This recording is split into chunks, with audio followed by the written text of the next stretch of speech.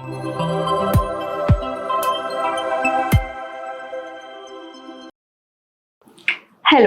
Welcome to our show having faith. आज हम एक बहुत ही यूनिक इंटरेस्टिंग टॉपिक लेके आए हैं जो कि काफी कंसर्न में भी रहता है, which is fitness, physical fitness. इसके बारे में जरूर डिटेल में बात करेंगे, पर उससे पहले मैं अपने गेस्ट को इंट्रोड्यूस करना चाहूंगी जिनका नाम है मिस्टर विनोद मेहरा जी, जो कि सर्टिफाइड फिटनेस ट्रेनर हैं NCSF USA से, एंड इनको अप्रोक्सीमेटली 18 years का एक्सपीरियंस है। Sir, welcome to our show. Thank you so much for coming to our show. मैं आपकी इंट्रोडक्शन में बहुत सारी चीजें जो हैं वो नहीं मेंशन अभी करी, बट मैं ऑडियंस को कहना चाहूंगी, अगर आप जानना चाहते हो कि इन्होंने काफी चीज में एक्सपर्टीज भी है जिसके बारे में हम बात करेंगे, और ये पावर योगा ट्रेनर भी हैं, और भी बहुत सारी इन्होंने जो है उसमें एक्सपर्टाइज और ट्रेनिंग जो है वो बहुत डिटेल में देते हैं, और उसकी सारी जो डिटेल्स हैं वो आपको डिस्क्रिप्शन में मिलेंगी, तो आप वो पढ़ सकते हैं। सर, सबसे पहले मैं चाहती हूँ कि ऑडियंस आपके साथ और जुड़े, एंड मैं चाहूंगी कि आप ये बताओ कि आप कैसे आए इस फील्ड में, into this field of fitness, and कहाँ से ये जर्नी स्टार्ट हुई, बिकॉज 18 साल 18 years is a big thing, और कहाँ आपकी स्टडीज रही एंड सारा कुछ, योर जर्नी। एक्चुअली मैं +2 करने के बाद मैं जॉब के लिए ही मतलब के सर्च कर रहा था, तो मुझे अचानक से ना जिम की मिली जॉब। अच्छा। एज ए ट्रेनर की रिक्वायरमेंट थी, बट उन्होंने कहा कि हमें थोड़ा सा एक्सपीरियंस चाहिए, तो लग तो गया एज ए ट्रेनर, बट मेरा कोई घर से सोच के नहीं आया था भी मैंने ट्रेनर बनना है। एक्चुअली उस टाइम पे मैं कंप्यूटर कोर्स कर रहा था एक। अच्छा। बट जैसे मैंने एज ए ट्रेनर के 1.5-2 साल लगाए, तो मेरा एक शुरू से शौक भी रहा था फिटनेस की तरफ, फिजिकल स्टडी की तरफ, तो मेरा उसमें ऐसा इंटरेस्ट बना 1.5-2 साल के अंदर अंदर मैंने मतलब कि एक अच्छा डिसीजन लिया अपनी लाइफ के लिए कि अगर मैंने स्टडी करनी है तो अभी इसी फील्ड में करनी है, कोई भी सर्टिफिकेशन करूंगा तो इसी फील्ड में करूंगा। तो वो जो मेरा डिसीजन था ना, वो आज तक मैं उस पे मेरा उसने करियर बना के रख दिया। मेरा एक नाम है, चाहे इतना नहीं है, पर मुझे उससे इतना बेनिफिट हुआ, मतलब कि जो मैंने स्टडी की 2007 में मेरा करियर स्टार्ट हुआ था एज ए ट्रेनर, और आज तक 18 साल तक मुझे कभी ये करियर छोड़ के किसी और करियर की तरफ सोचने का मन भी नहीं हुआ। 2013 में मैंने सर्टिफिकेशन की, जैसे NCSF national council on strength and fitness USA से। उसके बाद हो गया मैंने पावर योगा की सर्टिफिकेशन की, कैलिस्थेनिक हो गया, CPR की ट्रेनिंग होगी। इसके अलावा और काफी जो बीच बीच में अपने कंपटीशन वगैरह होते हैं वो अटेंड किए, और अपनी जो स्किल है उसे और इम्प्रूव किया। इन शॉर्ट बोलूं तो अपने पैशन को फॉलो किया, तभी आप अपने काम को इतना प्यार करते हैं। ये एज ए ट्रेनर ये इतनी अच्छी आज के टाइम में करियर की अपॉर्चुनिटी है, ये आपको मेंटली भी स्ट्रॉन्ग रखेगी, फिजिकली भी स्ट्रॉन्ग रखेगी, फाइनेंशियली भी स्ट्रॉन्ग रखेगी। सर, ये तो हुई बात कि आपने काफी कुछ जो है वो as a trainer you know so many things, but आपकी कोई एक्सपर्टीज है, मतलब इन ट्रेनिंग के, जिस चीज में आप अपने आप को सोचते हो कि आप एक एक्सपर्टीज हो और इस चीज में आप दी बेस्ट हो as a personal trainer? As a personal trainer मैं स्ट्रेंथ एंड कंडीशनिंग, इसके अलावा कैलिस्थेनिक्स, ये 2 चीजों में। ओके। ये कैलिस्थेनिक्स क्या, किस चीज से होता है, मतलब क्या होता है, इसको डिटेल में बताओगे फॉर अ लेमैन? देखिए, जैसे आजकल काफी सारी एक्टिविटीज आ रही हैं नई नई, कैलिस्थेनिक्स हो गया, पहले योगा था, फिर उसे पावर योगा बना दिया गया, केटलबेल ट्रेनिंग आ गई, पिलाटे हो गया, तो यूनिक चीजें अभी मार्केट में आ रही हैं। कैलिस्थेनिक उनमें से ही एक है। कैलिस्थेनिक एक्चुअली एक बॉडी वेट वर्कआउट डिजाइन है, जैसे पुलअप्स थे, नॉर्मल लोग पुलअप्स लगाते हैं, इसमें मसल अप लगते हैं, ह्यूमन फ्लैग हो गया, और हैंड स्टैंड हो गया, फ्लिप्स हो गए, बैक फ्लिप, तो ये सारी चीजें कैलिस्थेनिक्स में आती हैं। Very nice. क्योंकि हम अब इसकी बात कर रहे हैं तो थोड़ा सा एक नॉर्मल कॉमन टॉपिक पे भी आते हैं, जो कि मुझे आई एम श्योर कि जो लोग वॉच कर रहे होंगे उनके मन में भी चलता है, जो बहुत ही कॉमन टॉपिक है कि most people they want to reduce a belly fat, stomach flat रखना चाहते हैं, और वो पॉसिबल नहीं हो पाता बिकॉज ओवरनाइट तो ऑफ कोर्स नहीं हो पाता, बट कई बार उसकी कंसिस्टेंसी भी नहीं रहती। ठीक है, तो ये क्या रीजन है, व्हाट इज द रीजन कि इफ सम, मतलब एक तो पहले ये कि ये बहुत ही ट्रेंडिंग में है कि आपका बेली फैट कम होना चाहिए, but it is not that easy, है ना? तो इसके पीछे आप एज ए ट्रेनर क्या बताना चाहेंगे? देखिए, इसके पीछे सबसे बड़ा है जो रीजन, वो है आपकी एक्सपेक्टेशंस। हमने सोशल मीडिया पे किसी को देख लिया, उसने 10 kg रिड्यूस किया है, तो मैं भी 10 kg रिड्यूस कर लूंगा। ऐसा पॉसिबल नहीं है। हर कोई ही एक महीने में 10 kg रिड्यूस नहीं कर सकता। कोई 100 प्लस का है, उसका इजीली हो जाएगा। अगर कोई ऐसा पर्सन जिसका वेट ऑलरेडी 70 है या 65 है, अगर उसने अपना वेट रिड्यूस करना है तो उसे 10 kg करना बहुत मुश्किल हो जाएगा। 1.5 से 2 किलो हो जाएगा। अगर नहीं हुआ उससे ज्यादा तो बंदा फिर वो डिमोटिवेट रहेगा, जितना हुआ वो भी छोड़ देगा। दूसरा क्या है, spot reduction. Spot reduction possible नहीं है। मोस्ट ऑफ द पीपल सिर्फ जिम ज्वाइन करते हैं बेली फैट को रिड्यूस करने के लिए, जो पॉसिबल ही नहीं है। उसका रीजन है, आपको ना सोशल मीडिया पे सिर्फ सिक्के का एक ही पहलू दिखाया जा रहा है। चाय छोड़ दो, जीरा वाटर ले लो, या अदरक का पानी ले लो, कुछ भी, या कोई प्रोडक्ट खा लो। इससे वेट नहीं जाएगा। आपका वेट जब भी जाएगा कैलोरी डेफिसिट से जाएगा। दूसरा, और ऑल ओवर फैट रिड्यूस होगा आपका। ये आपने जो वर्ड अभी टर्म यूज की थी, स्पॉट रिडक्शन, हाँ। ये इसका मतलब है कि फुल बॉडी का वेट? इसका मतलब है कोई भी ऐसा पर्सन है, कोई मेल है, फीमेल्स के ज्यादातर आर्म्स पे फैट हो गया, बिहाइंड द बैक हो गया, हिप्स पे हो गया और थाइस पे। वो सिर्फ ये सोच के एक्सरसाइज नहीं शुरू कर सकती कि मैंने सिर्फ थाइस से रिड्यूस करना है, अपर बॉडी से ना हो। काफी फीमेल्स भी ऐसी आती हैं, वही उनका टारगेट होता है कि हमने लेग से रिड्यूस नहीं करना, हमने अपर बॉडी से रिड्यूस करना है। तो बॉडी आपकी ऐसे काम नहीं करती। अच्छा। जब भी फैट आएगा आपकी बॉडी पे ही आएगा, जब फैट जाएगा आपकी बॉडी से ही जाएगा। ये डिसाइड करते हैं आपका लाइफस्टाइल, आपके जेनेटिक्स, और आपका खान पान कैसा चल रहा है, आपके हार्मोन्स कैसे हैं। ओके सर, इसी में से मुझे एक चीज, जो आपने से फीमेल्स की बात की, तो ये कहा जाता है, मैंने भी सुना है सोशल मीडिया पे ऑफ कोर्स, कि फीमेल्स का जो सबसे पहले और सबसे ज्यादा फैट जो है वो बेली पे ही आएगा या फिर आपके थाइस पे ही आएगा। ये फीमेल्स के साथ ऐसा होता है, इज इट? ऐसा होता है? फीमेल्स के साथ, मेन के साथ, दोनों के साथ होता है। एक्चुअली जो फैट डिस्ट्रीब्यूशन है वो बॉडी पर्सन टू पर्सन, वो बॉडी खुद डिसाइड करती है। आपका लाइफस्टाइल कैसा है।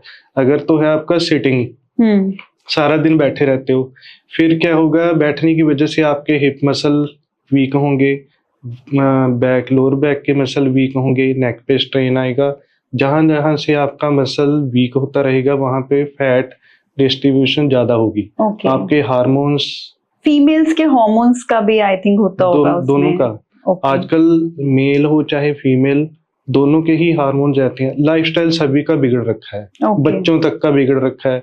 उनकी सीटिंग है, सारा दिन पढ़ते रहते हैं, या तो सोफे पे या बिस्तर पे, ठीक है ना। खान पीन सारा आपका लाइफस्टाइल से ही मैटर करता है। कोई भी ऐसी चीज, कोई भी आपका डाइट प्लान, वर्कआउट प्लान बिना लाइफस्टाइल को सेट किए कोई काम नहीं करेगा। ओके, ठीक है, काफी अच्छी बात बताई।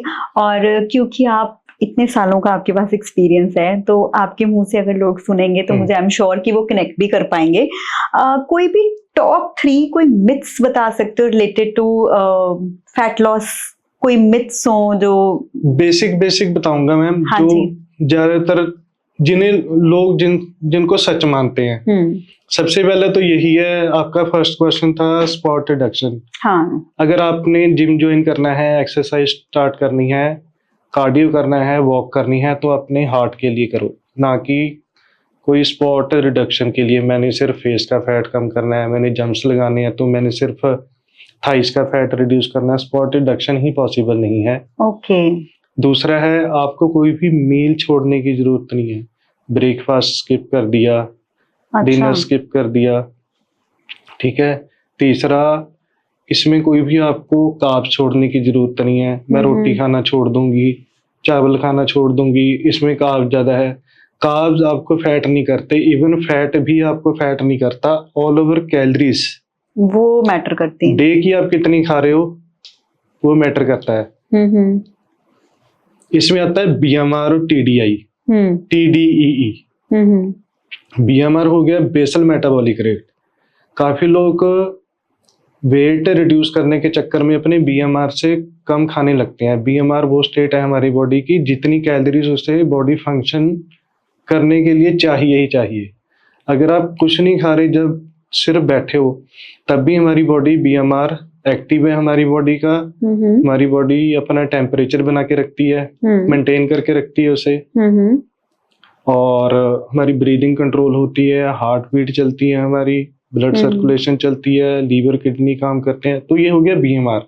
इतनी कैलोरीज इन्हें चलाने के लिए चाहिए, वो हो गया आपका basal metabolic rate. At rest जितनी आपको कैलोरीज चाहिए वो आपने उतनी तो बॉडी को देनी ही देनी है। इससे कम नहीं खाना। कैलोरी डेफिसिट हो गया आपका टीडीई, यानी कि total daily energy expenditure plus BMR, इसे कहते हैं। ये हो गया आपकी एक्स्ट्रा कैलोरी जो आप फिजिकली खुद से बर्न करते हो। जिम चले गए, वॉक करने चले गए, ठीक है ना, कोई एक्सरसाइज लगा लिया आपने, उसमें 400 से 500 कैलोरीज बर्न होगी।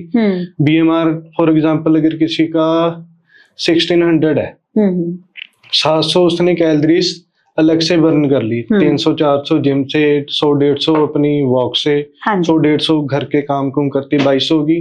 जब भी आपने वेट रिड्यूस करना है तो अपने टीडीई इससे कैलोरीज माइनस करनी है, ना कि बीएमआर से।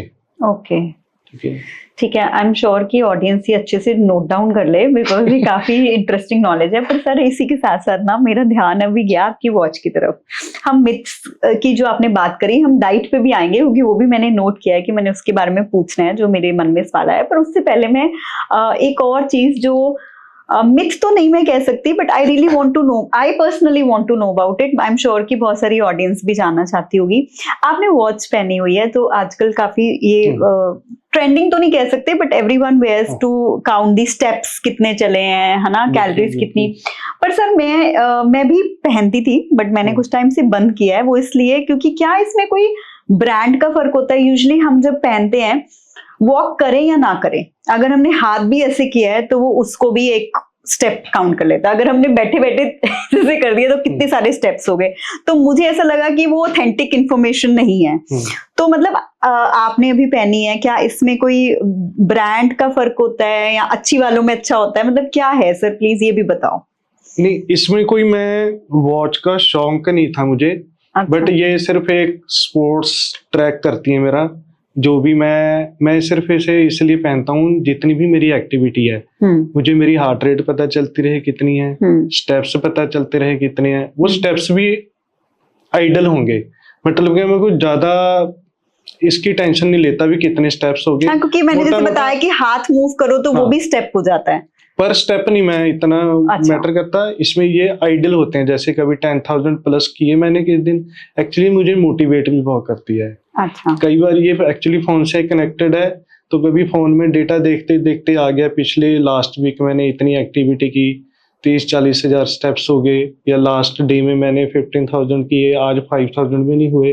तो ये ना आपको मोटिवेट भी करती रहती है, थोड़ा अलर्ट आपके दिमाग में आ जाएगा, यार पहले मैं इतना एक्टिव था। इसके अलावा कई बार हम क्या है, हाई इंटेंसिटी एक्टिविटी करते हैं। ये हमें हार्ट अपनी MHR मैक्सिमम हार्ट रेट, ठीक है ना, उसका अलर्ट दे देगी भी आपकी एक्टिविटी किस लेवल तक जा रही है, कहाँ आपने स्टॉप करना है। तो ये बहुत जरूरी है आपके लिए। अगर आप कोई भी ऐसी ज्यादा हाई इंटेंसिटी की एक्टिविटी करते हो या सिंपल आप वॉक भी करते हो, तो आप एक स्पोर्ट्स वॉच जरूर बाय करो। आपके स्टेप्स काउंट होंगे, आपकी हार्ट बीट। सर पूछ सकते हो आपने कौन सी वाली पहनी? ये फास्ट ट्रैक की है ma'am. Okay, and budget friendly है? Budget friendly. Okay, very nice. चलो इसी के साथ आपने हार्ट रेट की बात की। आई एम श्योर कि स्टेप्स के अलावा आप कह रहे हो कैलोरीज और हार्ट रेट और मोटिवेशन में भी हेल्प करती है, तो मैं भी जल्दी ही पहन लूंगी फिर वापस। और हार्ट रेट की बात कर रहे हैं सर, तो बहुत सारे सेलिब्रिटीज हो गए या कॉमन मैन भी हो गए, ये कहीं ना कहीं ये टॉपिक जो है वो फेथ ओवर फियर पे भी काम करेगा। कि हमने सुना जैसे जिम गए, वर्कआउट किया, घर आए या जिम में ही या घर आके हार्ट का प्रॉब्लम आ गया या हार्ट अटैक आ गया या ऐसा कुछ हो गया, तो ये कहीं ना कहीं डर भी पैदा करता है कि अगर इतना ज्यादा कर लिया तो हार्ट को कुछ हो ना जाए। तो कई लोग तो इसी के मारे उठते ही नहीं है कि भी चलो छोड़ो, क्या फिटनेस करनी, थोड़ा बहुत घर में ही कर लो, बिकॉज ऐसी ऐसी न्यूज आ रही है कि हार्ट अटैक हो जाते हैं।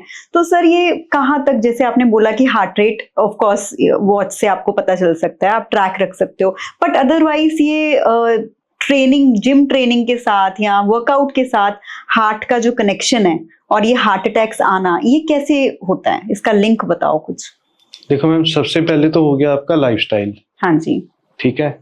दूसरा हो गया, अब लाइफस्टाइल में ना आप क्या खा रहे हो, कितना फ्राइड खा रहे हो, वो बहुत ज्यादा मैटर करता है। ओके। ये तो खैर करता ही है। इसके अलावा एक चीज है स्मोकिंग प्लस स्ट्रेस। जो लोग स्मोकिंग ज्यादा करते हैं, स्ट्रेस में रहते हैं, स्मोकिंग आपकी आर्टरीज को ना नैरो कर देती है बहुत ज्यादा। अच्छा। जिससे आपका जो हार्ट की तरफ जाने वाला ब्लड है ना, ऑक्सीजन रिच ब्लड, वो अच्छे से ट्रेवल नहीं कर पाता। ओके। आपको सांस की दिक्कत होती है, धीरे धीरे वेट गेन हो रहा है आपका बाहर के खान पान से, स्ट्रेस लेवल से, और आपके हार्मोनल इम्बैलेंस हो रहे हैं। फिर कहीं पे आपने कोई वीडियो देख ली इंस्टाग्राम या सोशल मीडिया पे कि हाई इंटेंसिटी वर्कआउट कर लो जा करके, और आपकी थिंकिंग उस टाइम ये रहती है कि 1 महीने में 10 kg कम कर लो। ठीक है ना। आपने एकदम से जाके हाई इंटेंसिटी वर्कआउट कर ली, जो आपका हार्ट कभी उस लेवल तक कंडीशनिंग ही नहीं हुई उसकी, आपने एकदम से जाकर के उस लेवल की हाई इंटेंसिटी कोई बर्पीज लगा दिए बैक टू बैक 4-5 एक्सरसाइज, तो आपके हार्ट पे इफेक्ट करेगा। तो जब तक आपकी हार्ट की कंडीशनिंग ही नहीं हुई, आप कैसे ट्रेन कर लोगे। कार्डियो सिर्फ कैलोरीज बर्न करने के लिए नहीं है, कार्डियो आपके हार्ट की कंडीशनिंग को करता है। आपने कभी उस लेवल की ट्रेनिंग ही नहीं की, आपको ना तो अपने RH-R का पता है, ना MH-R का पता है, ना TH-R का पता है। RH-R हो गया रेस्टिंग हार्ट रेट। सुबह उठते सार अपनी हार्ट बीट चेक करो, 60 बीट्स से पर मिनट से लेकर के 100 बीट्स पर मिनट तक एक नॉर्मल हार्ट रेट है। कोई भी ऐसा पर्सन जिसकी heartbeat 60 beats per minute से 100 बीट्स पर मिनट तक आ रही है, वो नॉर्मल हार्ट बीट में उसे काउंट किया जाता है। MH-R हो गया maximum heart rate. During exercise 1 minute तक आपकी हार्ट बीट किस लेवल तक जा सकती है, उसे कहते हैं MH-R। MH-R का भी हमने पूरा मतलब कि 100% MH-R नहीं अचीव करना होता। जब भी हम एक्सरसाइज करते हैं MH-R का 70 to 80% ही अचीव करना होता है। Okay. ये वॉच यही काम करती है। जब भी मैं इसी पे MH-R वापस से आ रही थी। जब भी MH-R 70-80 प्लस जाएगा परसेंटेज में, तो ये रेड अलर्ट वाइब्रेट कर देगी। वो इतनी एक्यूरेट है इसमें, तो जब भी मुझे भी पता है जब सांस चढ़ रही है ना, तो एकदम से फिर वहां पे हमें एक्सरसाइज स्टॉप करनी पड़ती है, थोड़ी ब्रेक लो, थोड़ी वॉक करो, हार्ट बीट थोड़ी डाउन आने दो। एक होता है TH-R यानी कि टारगेट हार्ट रेट। कोई भी एक्सरसाइज करनी है आपने, तो आप एक ट्रेनिंग हार्ट जोन में करते हो। एटलीस्ट जब भी आप एक्सरसाइज करो तो अपनी MH-R 220 माइनस एज कर दो। वो हो गया आपका MH-R। उसका आपने 50% कम से कम अचीव करके रखो। ठीक है ना। तो उतनी हार्ट बीट तक आप एक्सरसाइज करो तो ठीक रहेगा। कमिंग बैक टू, इसमें वॉच भी हेल्प करती है, ठीक है। स्ट्रेस भी कम होना चाहिए लाइफ में, और उसके अकॉर्डिंग जैसे आपने पहले कहा था ना, जो स्पॉट रिडक्शन में आप ये मत देखो कि कहाँ से फैट रिड्यूस करना है, आप अपने हार्ट की तरफ ध्यान दो कि मेरा heart, which is a very good thing. ये सब कुछ आपस में इंटरलिंक हो रहा है and which is beautiful. Sir आप कोई सजेस्ट करेंगे exercise for both the genders, मतलब कोई ऐसी एक्सरसाइज जो घर पे कर सकते हैं? देखिए मैम, आज के टाइम में ना सबसे पहले वैसे तो सोशल मीडिया पे आपको काफी कुछ मिलता है, काफी कुछ मिल जाएगा। मेल की अलग एक्सरसाइज, फीमेल्स की अलग एक्सरसाइज, मतलब के रोज हर आपको मतलब के बढ़िया से बढ़िया यूनिक एक्सरसाइज जो आपने कभी देखी ही नहीं है। चेयर पे एक्सरसाइज, सोफे पे एक्सरसाइज, बिस्तर पे, ऐसे बहुत किचन में एक्सरसाइज। देखिए ये एक्सरसाइज नहीं है। आप सबसे पहले एक्सरसाइज कभी भी जेंडर बेस पे सिलेक्ट नहीं की जाती। अच्छा। ना तो मेल की अलग एक्सरसाइज है कोई, ना कोई फीमेल। एक्सरसाइज ही है, वो चाहे मेल हो या फीमेल हो। एक्सरसाइज की सिलेक्शन आपके करंट फिटनेस लेवल, आपका प्राइमरी गोल आपकी टाइम की अवेलेबिलिटी और इक्विपमेंट की अवेलेबिलिटी क्या है, कितने टाइम तक आप कर सकते हो, कितने डेज आप कर सकते हो, किस इंटेंसिटी से कर सकते हो, वो चीजें सारी फिर आपको एक देख के किसी ट्रेनर को, पर्सन ट्रेनर को हायर करने के बाद फिर वो कोई पर्सन सर्टिफाइड, कोई एजुकेटर, वो आपको सारा प्लान बना के देगा। आप यूं ही रैंडमली कोई भी वर्कआउट उठा के अपने पे एक्सपेरिमेंट मत वहीं करो। से एक्सरसाइज स्टार्ट नहीं कर सकते। सर फिर भी कोई ऐसी चीज जो नॉर्मली, चलो जेंडर बेस्ड हम नहीं करते बात, नॉर्मली कोई भी कर सकता है, लाइक जैसे कहते हैं ब्रिस्क वॉक करनी चाहिए या ऐसा कुछ, ये तो कर सकता है इंसान। सबसे बढ़िया आज के टाइम में अगर आपको कुछ भी नहीं पता, वॉक करो। Walking is the best form of cardio. Okay. Her age group के लिए plus strength training at least 30 minutes a day for 5 days. ठीक है। 150 मिनट्स अगर आप निकाल रहे हो ना, बहुत बढ़िया बात है आज के टाइम में, और वो होना भी चाहिए, ठीक है ना, 150 मिनट हफ्ते में। Very good. सर अब हम थोड़ा सा टॉपिक चेंज करते हैं, हम फिर से आते हैं फूड की तरफ। ठीक है कि आप जैसे आपने पहले भी बताया था, कार्ब्स छोड़ दो, ये कर दो, ये मिथ्स में आता है कि ये सब कुछ छोड़ने की जरूरत नहीं होती। मैंने कहीं पढ़ा है, मुझे भी परसेंटेज याद नहीं, पर काफी ज्यादा परसेंटेज थी कि फूड जो है वो मैटर करता है और बहुत कम परसेंटेज है जो आपका वर्कआउट मैटर करता है। तो क्या ये ओल्ड स्कूल बात है? क्योंकि डाइटिशियंस हैं बहुत सारे और आजकल लोग बहुत सारी डाइट फॉलो करते हैं, बहुत सारा फूड के बारे में सोचते हैं, तो क्या ये सही है कि मैक्सिमम परसेंटेज जो इफेक्ट करती है आपके बॉडी को is your food and then comes fitness and exercise and everything? देखो, आज से ये बहुत साल पहले, 20-25 साल, जब मैंने नया नया करियर स्टार्ट किया था, तब ये चीज होती थी 80% डाइट, 20% एक्सरसाइज। बट अगर हम आज के दिन में देखें, जितनी बीमारियां जिस टाइप से है, दोनों का इम्पोर्टेंट सेम रोल है। 100% ही आपकी डाइट होनी चाहिए और 100% ही आपका वर्कआउट होना चाहिए। ओके, दोनों चीजें बैलेंस, दोनों चीजों का अगर बैलेंस करके चलोगे तो वो ज्यादा बेटर है। डाइट से तो आपको कैलोरी डेफिसिट में रह पाओगे, एक्सरसाइज स्पेशली स्ट्रेंथ ट्रेनिंग आपकी बोन डेंसिटी को इंक्रीज करेगी। आफ्टर एज ऑफ 30 हर एक मेल या फीमेल हो, हर एक 10 साल के बाद इनका मसल मास ड्रॉप आउट होना शुरू हो जाता है 8 to 10%। उसे मेंटेन रखने के लिए आपको स्ट्रेंथ ट्रेनिंग, चाहे बेसिक करो, सिंपल चाहे स्ट्रेंथ ट्रेनिंग, एक वो इम्पोर्टेंट है।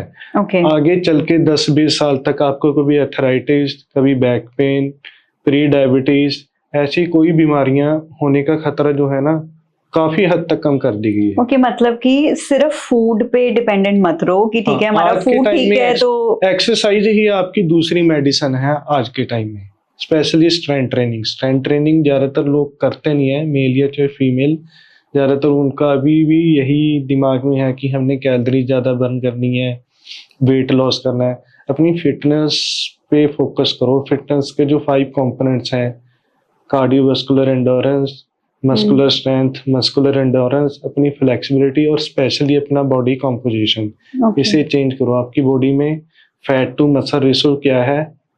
मसल रेशो ज्यादा होनी चाहिए, फैट परसेंटेज हमेशा कम होनी चाहिए। ओके सर, अभी भी मैं फूड वाला टॉपिक नहीं छोड़ूंगी, क्योंकि जैसे से आप बात कर रहे थे ना, मेरे बैक ऑफ द माइंड ये चल रहा था कि मैं भी इंटरमिटेंट फॉलो करती हूँ। आई एम श्योर बहुत सारे लोग करते होंगे, और ये जो पैटर्न होता है 6-18 वाला, ठीक है, ये तो अगर ये दोनों चीजें बैलेंस में हो तो फिर ठीक ही वर्क करती है ना। इसमें ये तो नहीं है कि अगर आपने 6-18 अकेला कर रहे हो तो हम मान सकते हैं कि हाँ चलो ठीक है, सिर्फ ये करने से कोई फायदा नहीं, you have to do walk और you have to do fitness exercises, but otherwise diets follow करना इज ओके।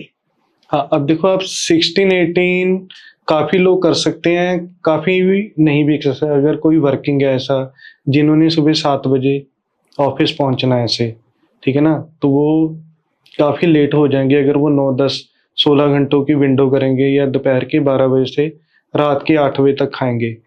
तो बेसिकली क्या है, फैट लॉस होगा आपका कैलोरी डेफिसिट से। अगर आप कर सकते हो तो आप उसे इंटरमिटेंट फास्टिंग में जरूर कीजिए। अगर कोई ऐसा रॉकेट साइंस नहीं है, भी इसी से होगा, भी इंटरमिटेंट फास्टिंग में ही वेट रिड्यूस होगा। अगर आप इंटरमिटेंट फास्टिंग में ही कैलोरी सरप्लस में खा रहे हो तो फिर वो भी कोई काम नहीं आएगी आपकी। वेट रिड्यूस होगा आपका कैलोरी डेफिसिट से बस। ओके, हाँ जी। ठीक है, ये भी अच्छा पॉइंट है, बिकॉज अगर आप कोई भी इंटरमिटेंट फॉलो कर रहे हो तो बेसिकली मैं उसमें भी आपको बता रहा हूँ मैम, जो आपकी लाइफ में सूटेबल है, जिसे आप लॉन्ग टर्म तक कर सकते हो, उसे कीजिए। सिर्फ ये सोच के इंटरमिटेंट फास्टिंग आपने स्टार्ट कर दी, मैं 1 महीने तक करके देख लेती हूँ, हो गया ठीक है, नहीं हो गया कोई ऐसे ना चलने देंगे, एक्सपेरिमेंट नहीं करना ठीक है ना। चाहिए। तो कोई भी डाइट प्लान सभी से आपका वेट रिड्यूस हो जाएगा। अगर आप 16-8 में खाओगे तब भी वेट रिड्यूस हो जाएगा, अगर आप सुबह 6 बजे से लेके रात को 6 बजे तक खाते रहोगे तब भी हो जाएगा। कंडीशन एक है, आपको कैलोरी डेफिसिट में रहना पड़ेगा बस। Okay okay, calorie deficit matter करता है, टाइमिंग ऐसा कुछ नहीं है। रात को 10 के बजे के बाद ना खाओ, सुबह 6 बजे के बाद ब्रेकफास्ट ऐसे करो, तो ये चीजें हैं ma'am. Okay okay, so basically 16-8 हो या कुछ भी हो, you have to take care of all the things. और आजकल एक ये भी है ना कि अर्ली डिनर करो, सनसेट डिनर हाँ। कर लो, वो भी काफी इफेक्ट तो करता होगा, अलॉन्ग विद ऑफ कोर्स जैसे आप कह रहे हो हाँ, बाकी बिल्कुल, चीजों का भी ध्यान रखो। So perfect. अभी भी मैं खाने की बात नहीं छोड़ूंगी क्योंकि मेरे मन में बहुत सारे क्वेश्चंस आ रहे हैं एंड आई एम श्योर कि जो ऑडियंस है जो देख रहे हैं वो भी कनेक्ट कर पाएंगे। सर इतना कुछ अवेलेबल है, हम एक कॉमन, चलो बहुत सारी ग्रेन्स की या बहुत सारी चीजों की नहीं बात करते, वेज नॉन वेज या कुछ भी, हम नॉर्मल आटा की ही बात करते हैं। अगर चाहे वो हम इंटरमिटेंट फॉलो कर रहे हो, सनसेट डिनर कर रहे हो, कुछ भी कर रहे हो, इतने टाइप ऑफ आटा जो है वो अवेलेबल है। चक्की का आटा, फिर रागी का है, फिर चने का है, मल्टीग्रेन्स हैं एंड कोई कहता है ये अच्छा है, कोई कहता है वो अच्छा है। तो क्या यूज, बिकॉज रोटी एक ऐसी है जो इंडियन मील में होती है, ठीक है, तो कैसे चूज करो? Even if you are doing all kind of fitness training और आपके पास ट्रेनर भी है, सब कुछ है, तो ये बेसिक जो है आटा वो कैसे चूज किया जाए? देखो सबसे पहले तो आप अपने ऊपर ही एक्सपेरिमेंट मत करो इस चीज का, ठीक है ना। सोशल मीडिया पे फिर वही बात, सोशल मीडिया पे किसी ने बता दिया ये खा लो, इसके इतने फायदे हैं। अगर आप मान लीजिए आपको वो चीज सूट नहीं की, उसके चाहे जितने मर्जी फायदे हैं बट वो आपकी हेल्थ खराब कर देगी।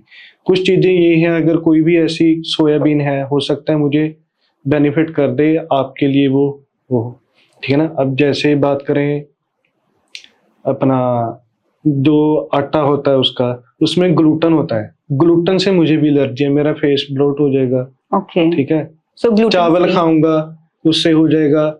मुझे ना लैक्टोज इंटॉलरेंस नहीं है, दूध पनीर में जितना मर्जी खा लूं, अगर कोई दूध पनीर दूसरा किसी पर्सन को दूंगा, उसका फेस स्टमक अपसेट हो जाएगा, उसका अपना स्टमक ब्लोटेड हो जाएगा। जैसे कहते हैं ना, थोड़ा सा बर्फी का पीस खाया या 1-2 स्लाइस ब्रेड की खा ली तो वेट एकदम से बढ़ गया। तो ये पर्सन टू पर्सन हर एक चीज मैटर करती है, कुछ ऐसा नहीं है कि आपके लिए ये चीज बनी ही नहीं, इसके साइड इफेक्ट है, हो सकता किसी और के लिए साइड इफेक्ट हो, आपके लिए बेनिफिट हो उसका। ओके ओके, सो इसके लिए तो आपके लिए ब्लड टेस्ट करवाओ, एलर्जी टेस्ट होता है, उसमें आपको सारा चल जाएगा। आप ग्लूटेन इंटॉलरेंस हो या लैक्टोज इंटॉलरेंस हो, किस चीज से आपको एलर्जी है, उसे आप अवॉइड कर दीजिए। मैंने ऐसे किया था, अभी मैं सिर्फ बेसन का चीला खाता हूँ। अच्छा, अब मुझे सूट करता है वो, मेरे घर में और कोई नहीं खाता, मेरे लिए स्पेशल या तो चिल्ला बनेगा या पोहा। अब मुझे चावल सूट नहीं करते, मुझे पोहा सूट करता है। तो बॉडी धीरे धीरे फिर खुद ही अपनी अच्छी चीजों को अडेप्ट करने लग जाएगी। परफेक्ट परफेक्ट, बिकॉज इतनी सारी कंफ्यूजन है आजकल सोशल प्लेटफॉर्म्स में भी कि क्या चूज करो क्या ना करो। और देखा देखी आई एम श्योर कि बहुत सारे यंगस्टर्स एंड कोई भी एज के जो लोग हैं वो इंस्पायर हो जाते हैं, चलो ये खा के देखते हैं, इससे हम फिट हो जाएंगे। तो ये बहुत अच्छी बात बोली कि नॉर्मल से टेस्ट करवा लो, उसके अकॉर्डिंग अपना जो है डाइट प्लान कर लो, and of course fitness is very very important. इसी के साथ मैं एक चीज ऐड करना चाहूंगी कि अगर आपके पास भी कोई अपनी ऐसी स्टोरी है किसी भी चीज से रिलेटेड जो फेथ इंक्रीज करे इन एवरीथिंग, वो कोई भी चीज हो सकती है, ओवर फियर, या फिर कोई ऐसी आपकी लाइफ में कोई ऐसा इंसिडेंट हुआ हो जो आप चाहते हो लोगों तक पहुंचे, तो वो हमें नटशेल में शॉर्ट में आप डीएम कर सकते हो। और अगर आप चाहो तो आपका नाम, आपकी फोटो भी साथ में लगा के हम आने वाले पॉडकास्ट में जरूर उसको शेयर करेंगे, ताकि लोगों का जो फेथ है वो और बिल्ट हो। आजकल की दुनिया जैसे चल रही है और जैसी चीजें हो रही हैं, आपके खुद के जो फर्स्ट हैंड एक्सपीरियंस होंगे, आई एम श्योर लोग बहुत ज्यादा कनेक्ट कर पाएंगे। Coming back to Vinod, sir अब ये सारी खाने की भी बातें होगी, फिटनेस की भी बातें होगी, अब हम फिर दोबारा ट्रेनिंग पे बात आते हैं। ट्रेनर जो है वो कितना इम्पोर्टेंट है, चाहे वो online offline, how important it is? देखो, ट्रेनर आज के टाइम में बहुत इम्पोर्टेंट है। सर कोई केस स्टडी भी बता सकते हो आप, अगर आपको लगे तो? Sure ma'am. सिर्फ ट्रेनर, देखो पर्सनल ट्रेनर रखने का मतलब ये नहीं है कि आप जिम में चले गए, पर्सनल ट्रेनर आ गया, आपकी रेपिटेशन काउंट कर दिए, सेट काउंट कर दिए, वेट उठा के रख दिया। उसका एक्चुअल मीनिंग है आपको मोटिवेट करना उस टाइम पे जब आप किसी ना किसी तरीके से डीमोटिवेट हो।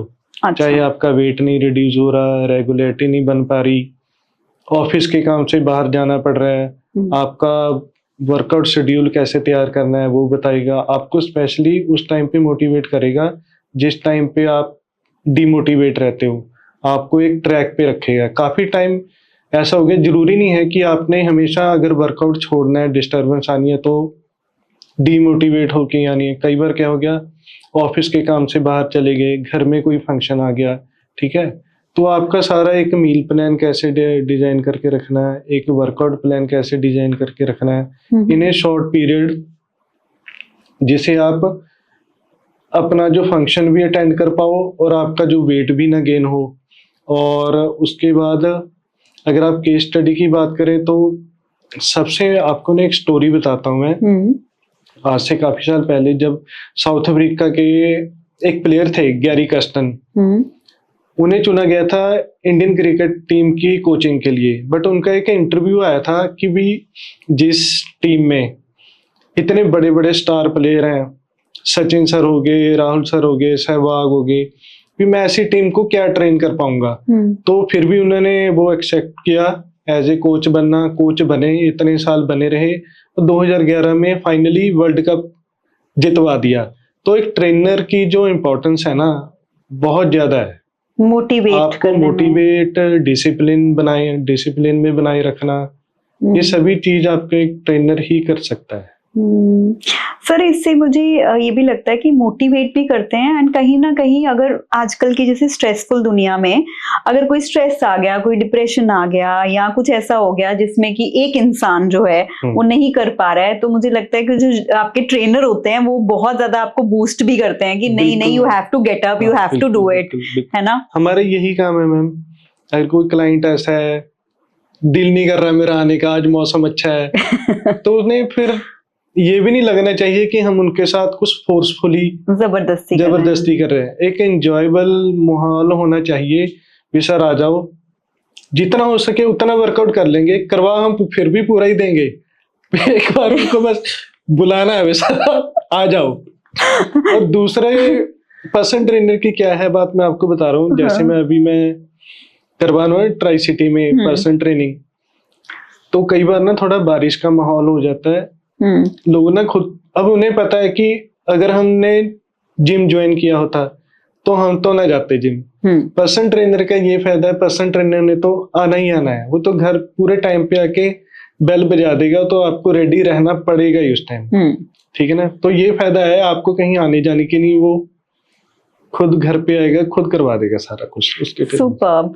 मैं हंस इसलिए रही थी क्योंकि अब तो खैर काफी टाइम हो गया कुछ साल पहले सर मेरे भी ट्रेनर रहे हैं एंड कुछ चीजों की वजह से हम कंटिन्यू नहीं कर पाए, मेरा फ्रैक्चर हो गया था और भी काफी कुछ, बट आपकी सारी बातें सुन के मेरा दिल कर रहा है कि हम दोबारा से शुरू करें, बिकॉज बहुत फर्क पड़ता है कि अगर एक ट्रेनर हो और आप खुद से ब्रिस्क वॉक कर रहे हो या योगा कर रहे हो या ट्रेडमिल घर पे है तो वो कर रहे हो, क्योंकि सर इतने पर्टिकुलर थे। और दोपहर का टाइम था 11-12 बजे का। और मैं इतनी क्या बोलूं, चटकोरी मेरे हस्बैंड कहते हैं मुझे कि मैं इतनी चटकोरी थी, मुझे ये भी खाना है, मुझे वो भी खाना है। पर सर इतने डिसिप्लिन्ड होते थे, ये मुझे ये नहीं कहते थे कि नहीं मैम आप बिल्कुल नहीं खाओगे, कभी कभी मुझे लिबर्टी दे देते थे, कोई बात नहीं आपको मैरिज पे जाना है, आप खाओ, आप एंजॉय करो, पर हम वर्कआउट करेंगे, पर आप ये करोगे, मैं आ रहा हूँ। सो इट वाज बहुत अच्छा, मतलब आपको एक किक मिलता है कि you have to do it, and there was a big difference. Sir अब तो मुझे भी लगता है we should start again, because ये मुझे भी अब किक दे रहा है कि अब तो मेरा पैर भी ठीक हो गया है, सो हम लोग करते हैं। सर इसी के साथ हम लोग इस शो के एंड में आ गए हैं। फिर से एक बार मैं सबको बताना चाहूंगी कि जैसे कि विनोद जी के पास 18 साल से अबव का एक्सपीरियंस है और आपने जितनी हमें ये सारी नॉलेज दी है, आई एम श्योर कि लोगों का ये जो लेजीनेस है या फियर है हार्ट अटैक्स को लेके या और चीजों को लेके या सिर्फ डाइट ही फॉलो कर लो को लेके, ये सारी जो मिथ्स हैं ये काफी हद तक क्लियर हुई होंगी और उनका फेथ भी बिल्ट होगा कि they can also do this.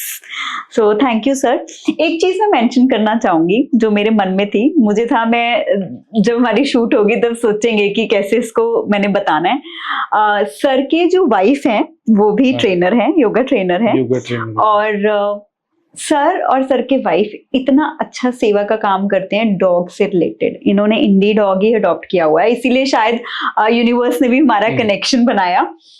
और घर में इन्होंने जो कम्युनिटी डॉग्स हैं वो भी रखे हुए हैं, उनकी सेवा भी करते हैं और अपने बच्चों को भी वही संस्कार आगे दे रहे हैं, which is very beautiful sir. Hats off to you.